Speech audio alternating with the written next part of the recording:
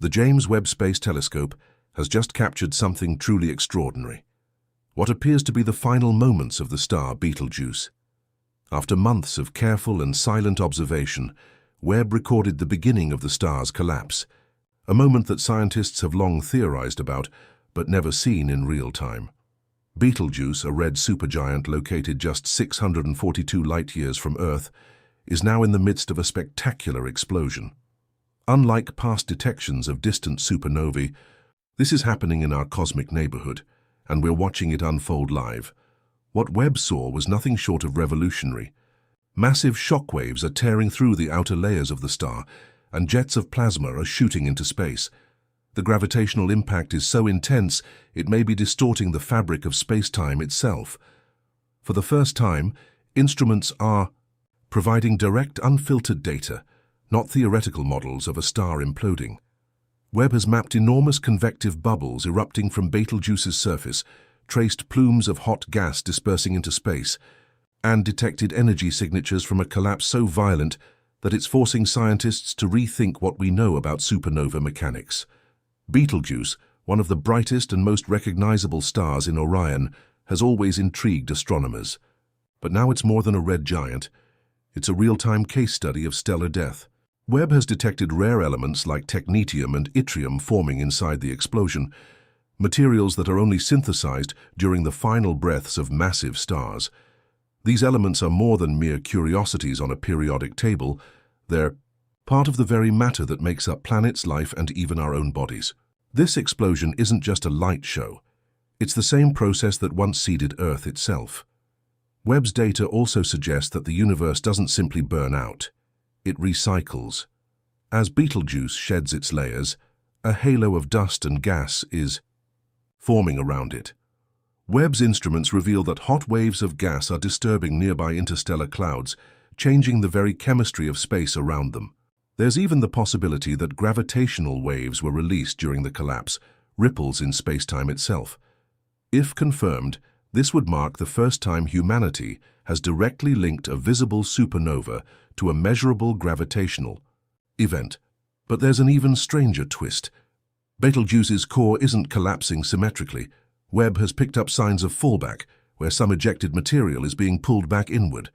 Magnetic fields are creating chaotic voids and irregular plasma patterns. Some astrophysicists believe we might be witnessing the creation of a transitional object, possibly something between a neutron star and a black hole. Though this idea remains controversial, Webb's data makes it a possibility we can no longer ignore. People naturally wonder, are we in danger? Thankfully, the answer is no. Betelgeuse is far enough from Earth that its radiation won't harm us. However, its explosion could still influence our corner of the galaxy. Gamma rays, optical fluctuations and high-energy particles might affect the behavior of nearby gas clouds or subtly alter how starlight reaches us. Webb is monitoring every wavefront, measuring its speed and intensity, giving scientists a front-row seat to one of the universe's most powerful processes. This event is providing invaluable data about how stars evolve, how galaxies form, and how the elements essential to life are forged. It's one thing to theorize and quite another to observe it in real time. We now have a direct view of how a star's death can spark new beginnings.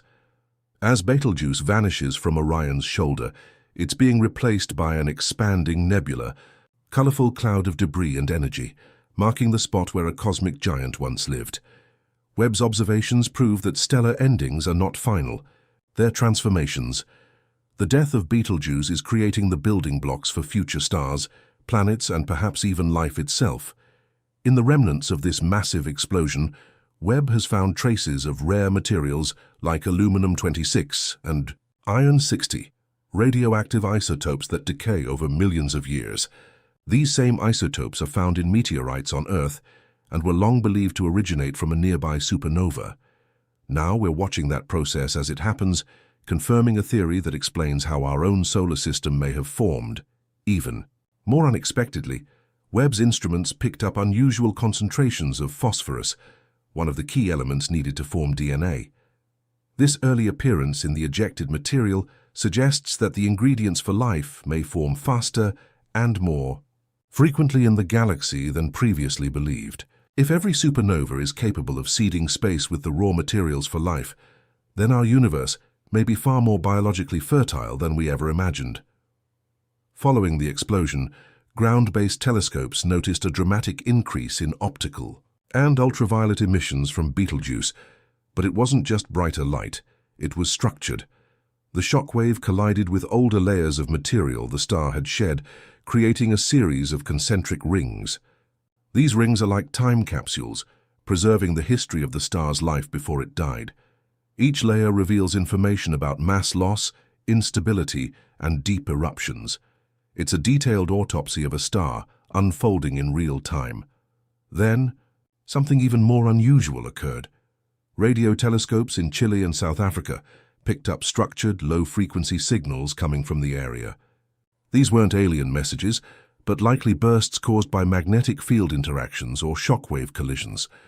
Such signals are usually associated with magnetars, hypermagnetic neutron stars, which raises the tantalizing possibility that Betelgeuse might be transforming into one. Observatories like LIGO and Virgo have detected gravitational waves with a lopsided rhythm, suggesting the core remnant isn't a neat, spherical object. If Betelgeuse has become a magnetar or something, even stranger, it would be the closest example of such an object ever studied. Webb hasn't just looked at the core. It's studying how Betelgeuse's explosion is transforming the space around it. Previously, calm dust clouds in Orion are shifting. Some are being ionized, while others are pulled into motion by radiation pressure. The Atacama Large Millimeter Array, ALMA, has even confirmed that new star-forming clumps are emerging just outside the debris field. The star's death is literally giving birth to new stars, and Webb is capturing it down to the molecular level. Even the Hubble Space Telescope, while less advanced than Webb, has contributed by tracking the shockwave in ultraviolet light. These observations are helping scientists build 3D models of the explosion and understand how different elements of light interact with the expanding cloud. Soon, Webb will narrow its focus further, turning its instruments toward the core in an attempt to determine what exactly has formed, whether it's a neutron star, a black hole, or something entirely new. What makes this event especially meaningful is its connection to human history and culture. Betelgeuse has been a familiar presence in the night sky for millennia. From the myths of ancient Egypt to the navigators of the Pacific, it's been a point of reference, a celestial constant. Now, that beacon is fading. Future generations may never see Betelgeuse the way we did. Instead, they'll see a nebula, a reminder that even the most massive stars must one day transform. In the final days of Betelgeuse, Webb has given us more than just scientific data. It has given us perspective. This event is a mirror reflecting the impermanence of all things and the remarkable ability of the universe to renew itself. From the dust of a dying star, new worlds may one day rise. Every atom in our bodies was born from a similar collapse, some ancient supernova's final scream into the void. But the story isn't over. New data from Webb shows subtle flickering pulses at the center of the expanding cloud, possible signs of a newborn neutron star. If confirmed, these pulses would mark the formation of one of the most extreme objects in existence. A neutron star is so dense that it squeezes the mass of our sun into a sphere just a few kilometers wide, and it spins rapidly, emitting radiation in predictable pulses like a cosmic lighthouse.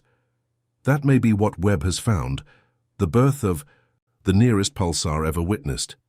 Radio observatories around the globe have joined in, scanning for signs of repeating pulses to confirm the object's identity. Meanwhile, Webb's infrared instruments detected a fast-spinning torus, a ring of gas circling the core. This wasn't expected, especially not this early. It suggests that the star collapsed asymmetrically, flinging material outward in a flat equatorial direction. This is one of the signatures astronomers associate with stars that may eventually become black holes, depending on their mass and spin. Webb is still searching for signs that a black hole might be forming. If one exists, it may be hidden behind dense dust, feeding on leftover material and generating faint X-ray emissions. Future missions like NASA's upcoming Lynx Observatory could help solve that mystery. Meanwhile, Webb continues to find new molecules in the cooling debris, carbon chains, sulfur compounds, and silicon-based clusters, the same molecules involved in planet formation. This rapid chemical assembly was once thought to take centuries. Instead, it's unfolding in mere months. The speed of this transformation suggests that the birth of habitable worlds might happen far faster than previously believed. It's a profound reminder that destruction in the cosmos often marks the beginning of something new.